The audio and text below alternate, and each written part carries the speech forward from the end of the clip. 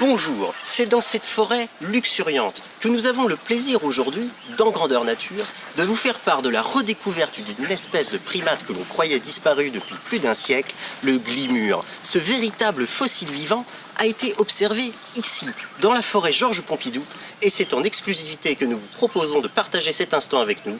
Bienvenue dans Grandeur Nature.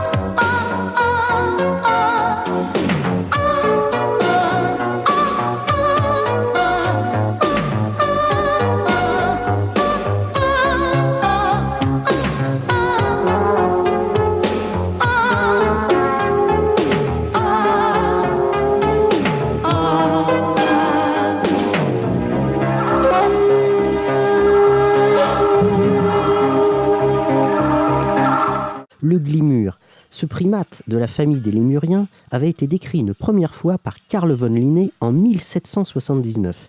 Alors que le naturaliste suédois revenait d'une expédition auprès des Indiens Kayapo dans la vallée Guarana, les Européens ont eu la malheureuse surprise de constater que Carl von Linné avait oublié son carnet de notes à l'aéroport de Roissy. C'est ainsi que plusieurs années plus tard, un explorateur français, Jan van Neuven, part à la recherche du mystérieux primate, mais c'est à son tour de commettre une malheureuse erreur. Il en rapporte un spécimen naturalisé qu'il oubliera malheureusement dans le coffre de son Uber. Dès lors, le glimur, devenu animal légendaire, est chanté dans toute l'Europe pour les petits et les plus grands. C'est la mère Michel qui a perdu son glimur. Laisse pas traîner ton glimur, ou fais dodo, glimur, mon petit frère. Les Indiens Kayapo vénèrent le glimur depuis la nuit des temps. En effet, le 12 juillet 1998, les Amérindiens choisiront le glimur comme emblème pour les représenter lors de la finale de la Coupe du Monde contre l'équipe de la Saint-Médard. D'une chair tendre et facile à cuire, le muscle du glimur est un plat très apprécié des Indiens Kayapo. La chasse est d'une telle ampleur que le 5 février 1634, le glimur disparaît totalement de la forêt amazonienne, mais est redécouvert une heure plus tard au même endroit. Le glimur a une espérance de vie de 5 jours dans la nature et de 200 ans en captivité. Leur période de reproduction est calée sur le passage de la comète de Halley, c'est-à-dire tous les 76 ans. À ce jour, aucun glimur adulte n'a jamais été observé vivant. Le plus vieux spécimen était un nourrisson qui n'a pas dépassé les 7 jours. Mais bouge ta caméra, putain! La forêt Georges Pompidou est peuplée depuis plus d'un millénaire par les Indiens Kayapo. Et nous avons la chance aujourd'hui de pouvoir interviewer leur chef qui va nous faire part de sa première expérience avec le glimur. Quand j'étais un petit garçon, j'habitais dans la ville d'Aubagne avec Pamphile, mon père et ma mère Augustine. Mon père était l'instituteur public. Un jour, mon oncle Jules est venu nous chercher, mon petit frère Mohamed VI et moi-même, et il nous a emmenés à la chasse aux gitans. Mais moi, je ne rêvais que de la chasse au glimur. Le glimur, cet animal légendaire, j'en avais entendu parler par mon grand-père, Philoxène. Dimanche matin, après l'école, je suis allé voir Philoxène, qui avait un peu trop abusé du pastis. Et je lui ai dit, « Dis donc, papé, comment on fait pour trouver le glimur ?» Et là, il m'a répondu, « Tu dois insérer tes 2 doigts à l'intérieur de son... »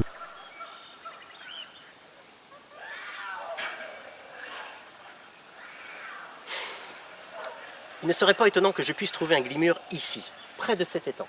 Je vais donc imiter le cri d'un animal qui n'a rien à voir pour l'attirer ici, en ces lieux. Wouh! Wouh! Wouh! Wouh! Mais viens, putain! Ce petit primate a un régime alimentaire très strict. Il ne se nourrit que d'une seule plante, que les Amérindiens appellent la bœuf, mais que nous autres Européens appelons couille du pape. C'est excellent.